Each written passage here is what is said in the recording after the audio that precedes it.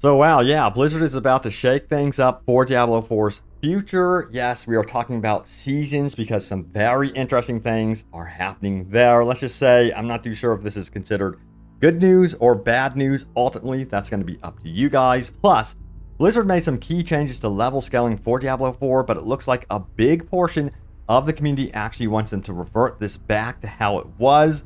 Yeah, that's a whole other discussion. And you're probably overlooking this one key feature of the game when it comes to farming and getting good gear. Now, that's been revised recently, so you're going to want to definitely take a look at this feature again. But yeah, let's start out with this headline right here related to the future of the game, particularly related to seasons. Check it out. It says, Blizzard hiring new Diablo 4 season lead designer after Season 1 backlash. This is actually significant news, of course.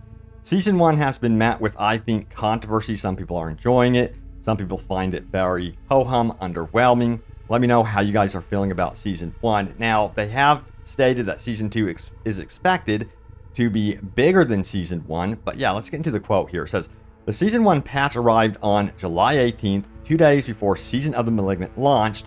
Now, the update tweaked many elements of the game and also nerfed all the character classes in Diablo 4.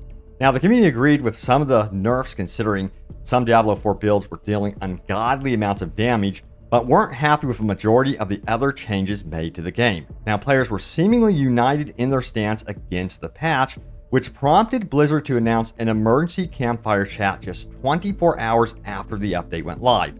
During the stream, Blizzard confirmed that it will avoid releasing such patches in the future and announced major reworks coming to the game shortly. Now, Blizzard is looking to strengthen its ranks by hiring a key position for upcoming Diablo 4 seasons.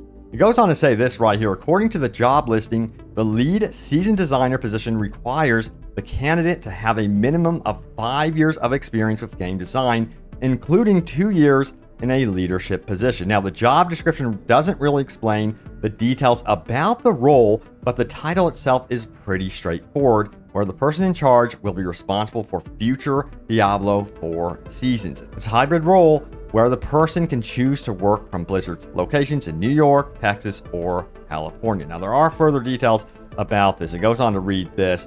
The reason this job listing seems interesting is simply because of its timing. There's no indication whether Blizzard is hiring for a position that has just been vacated or if this is an entirely new position. However, the fact that Blizzard is looking for new talent to reinforce the Diablo 4 team is something the community may appreciate.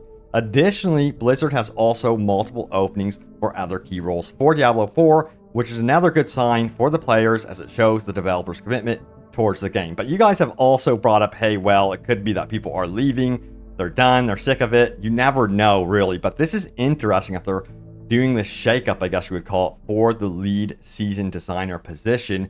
Because, yeah, you know, again, Season 1 was met with this kind of like feeling of like, it's okay. It could be way better.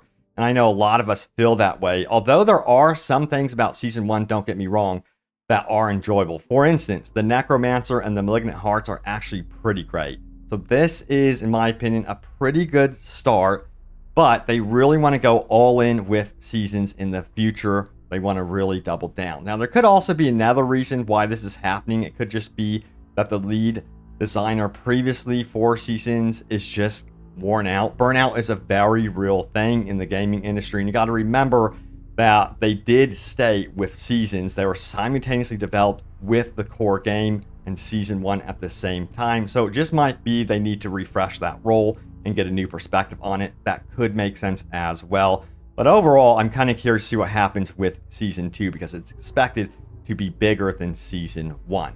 All right, so yeah, we also have this one right here as well. It says, Diablo 4 lack of level scaling leaves many players frustrated. This is definitely an interesting topic because one of the biggest outcries when the game released was, why do they have scaling in the game in the first place? We don't want that. It makes you feel underpowered. It doesn't make sense. There's a lack of progression. But now that Blizzard has changed things up with level scaling, especially in the later half of the game, it seems like a lot of the community is like, hold up now, we actually don't like this. But let's get into this. We have from Game Rant. It says, on Reddit, lots of players are complaining about the reduction in level scaling in some parts of the game. and are begging Blizzard to bring it back. In a thread started by user XXLepic, fans are discussing the current lack of level scaling in many parts of the world and arguing that it makes most content in the game irrelevant to them. A limited removal of level scaling, they claim, means that only Nightmare Dungeons reward a good amount of XP, and there's now no reason for them to adventure in most regions of Sanctuary. Now, level scaling in Diablo 4 has been a controversial and often confusing topic since before the game's release, and it seems that even now, Blizzard is still struggling to satisfy everyone. So, do you guys like scaling, or do you prefer it where there is no scaling and you go back to parts of the world and you just feel absolutely incredibly OP? Let me know. I'm kind of curious your opinion after the recent changes, but let's dive into this a little bit further. Let's head on over to Reddit, the actual source of this. Now, it says level scaling cap was a huge mistake based on misunderstood feedback, and it says this: people that wanted a world without level scaling wanted a world like Elden Ring, Zelda, a bunch of MMOs, etc. This kind of world has high level power areas and low level power areas. Now you navigate the low level areas and move up the food chain when you get stronger. This is fun because it gives nice sense of progression, aspirational content, meaningful environmental and mob type changes, a little forest, little goblins, easy, big lava lake with big dragons, hard, etc. Now, Diablo 4 was designed with level scaling in mind, so it needs the level scaling. Capping it at the same level just makes the whole world completely irrelevant after you outlevel it, and it adds nothing else. We get most of the disadvantages of both systems without most of the good stuff in them. Do you guys agree with this post or not? We actually have a highlighted reply here. Check it out. It says, maybe not acting like children and demanding changes immediately will enable the devs to actually monitor the game and player feedback and make more informed changes instead of rushed reactionary ones. Unfortunately, no, the children want to keep crying and demanding an Oompa Loompa right now. I thought that post was at least funny. However, I will say that, those that actually wanted no level scaling, they have a point in their own right. Don't get me wrong. It does work very well in certain games. Does it work well in Diablo 4? Well, let's keep going and dive even deeper into this one, shall we? So it says the purpose of level scaling was to keep all content relevant. Now it's dead and gone. 4,200 upvotes. So a lot of agreement on this one. So this comes from XXLepic, who was highlighted in the Game Rant article. Now it says Malignant Tunnels, regular dungeons, sellers, objectives, Tree of Whispers, side quests, Legion assaults. I'm level 80 and all this beautiful content is completely obsolete. It all gives me negative experience scaling, fighting monsters far below my level.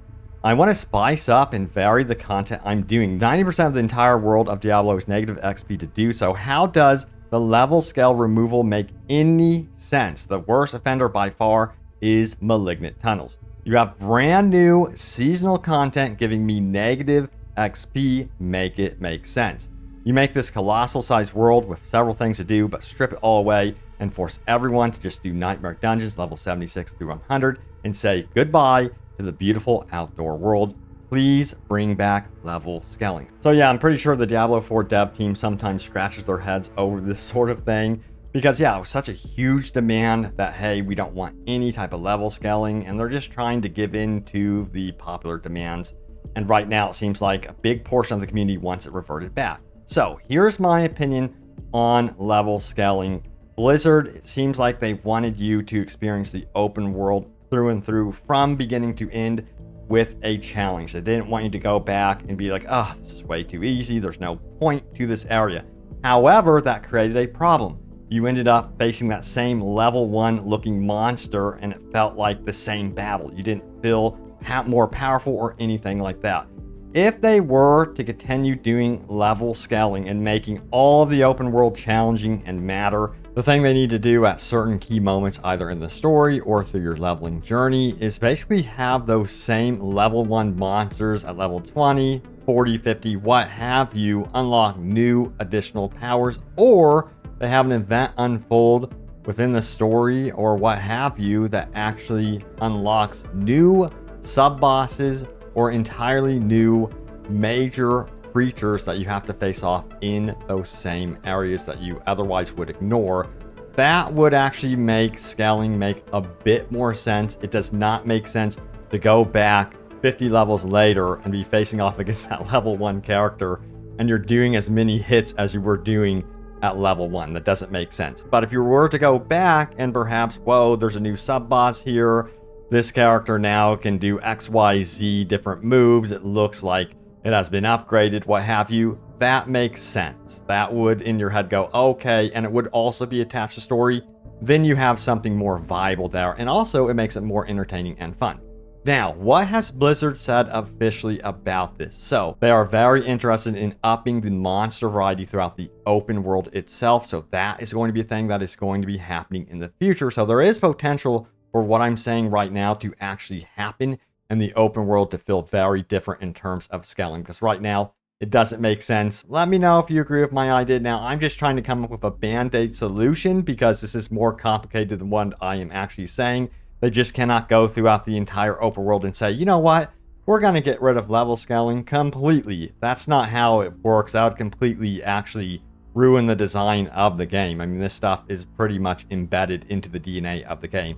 So yeah, it's going to be interesting to see how creative Blizzard gets with the actual solution to this problem. Let me know what you guys think and what you would actually do to kind of like address this issue. Now, let's talk about this one right here, icyveins.com. It says, silent chests from Obel keys are worth it now, so do not ignore silent chests. If we go here to the Reddit post right here, check it out, silent chests after patch. And as you can see, they open up the silent chest, and it is definitely worth taking a look at the silent chest now. So that's one area of the game you do not want to be ignoring currently, because that was actually adjusted in the most recent patch.